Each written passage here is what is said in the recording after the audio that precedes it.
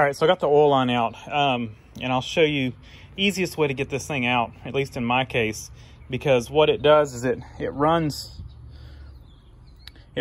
through, on the parts car I had no power steering pump, I had no compressor, AC line, all that stuff is off. Compressor might be there, I can't remember. Anyway, it was easy to get it up out.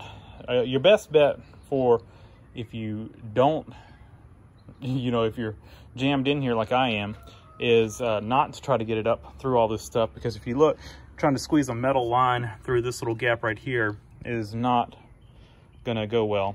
So I jacked the engine up a little bit further than I had it, and what that allowed me to do was I pulled the line back and then, out of the fitting, let it drop, and then just kind of wiggled it and maneuvered it out the bottom, out that way, and then just kind of snaked this end through there. So you're not pulling it up and out, you're pushing it down, pull it out of that bracket right there to where it drops down, and then just kind of fish it out underneath the car. And so that's how I'm going to go back with the replacement. I'm going to feed the rubber ended line part of it up through here, feed it up to there, up through here, and then kind of start pushing it down this way as I pull it out. And so that's what we're going to try. Hopefully it goes in well. I'm going to take a few minutes and run some brake cleaner through that line, and probably I'm going to run some brake cleaner through it and get it all cleared out before we start trying to get it in here. And I might throw a piece of tape on the end of it or something to help keep dirt and stuff from getting in it as I'm trying to put it in place. And we managed to get our bottom fitting off without stripping it, so that's good. Be real careful with that one. They're prone to stripping. I think these are aluminum and this is steel, and it just does not go well sometimes. And like I said, I decided just to leave my upper hose in place since it's not leaking. We're going to leave it alone. I don't really want to open that can of worms unless I have to with this fitting and everything. I think the bottom one's more prone to stripping though. But anyway, let me get busy. All right, it's mostly in place now. What I did on the ends is I took some of my gloves and cut the fingers off my gloves, and it slipped over the end on both of them. And insert your own innuendos there, but that line is well protected against any unwanted debris, I guess. So I need to pull that off. We are pretty much in place. You can see right down there, and pretty much in place right here.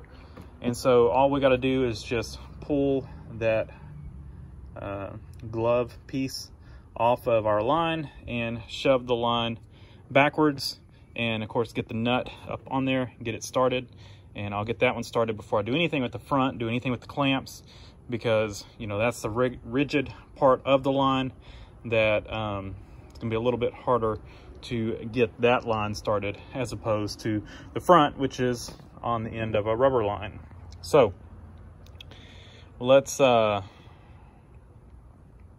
back to work. But yeah, that line slipped through easy like that. That is definitely the way to go. And I would assume you could probably do the same process for the other line as well. But like I said, I'm not replacing it, but it appears by looking at it that that is the way to go. Shove it out that way, and should do well. Of course, I've got the engine jacked way up. Undo the motor mounts, undo your shock mount, and I took the motor mount completely off on this side to give myself some room, but I'm also replacing the mounts as well. So kind of dual purpose, but I just gave myself a little more room to work there. I don't know if you could do it without it or with the motor mount still being in place, but definitely have to get the engine up. And I've pretty much got it almost bottomed out up against the fan housing. If you want to know how high I've got it jacked up, there it is. I've got, you know, a 1/16 or less clearance right there on the fan.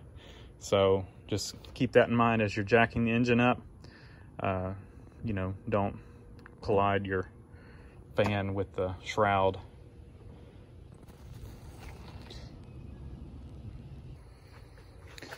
All right, line is fastened right there and right there. We are tight right there. What I actually ended up using most to get that line right here is an adjustable wrench. And you know, you do what you do, do what you have to do. What you really need is an 1/16 or whatever that corresponds to metric stubby wrench to get in there. I just was really having trouble getting to it from underneath because of the steering linkage.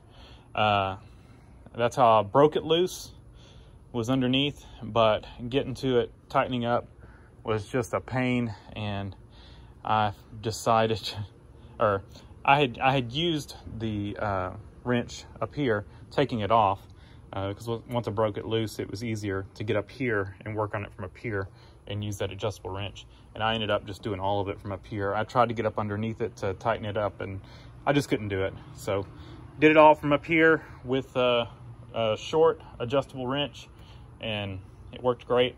And then got the line on down there. Be real careful when you start that, and make sure not to cross thread it. Be very careful not to cross thread it. So we're good there, we're good here. And our clamps are tightened down.